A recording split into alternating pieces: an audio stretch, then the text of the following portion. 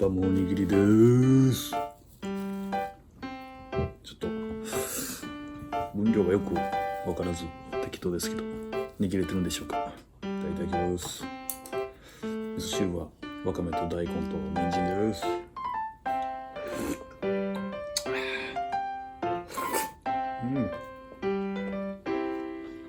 大根うまい。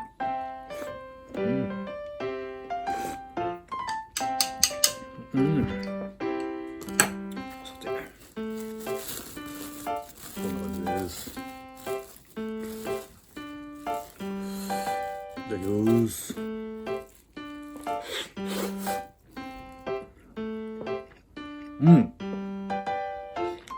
うまい。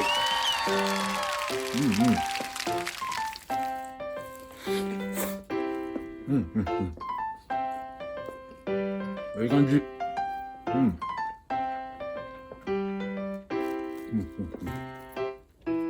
このスパムの塩気がいいですね。いい感じ。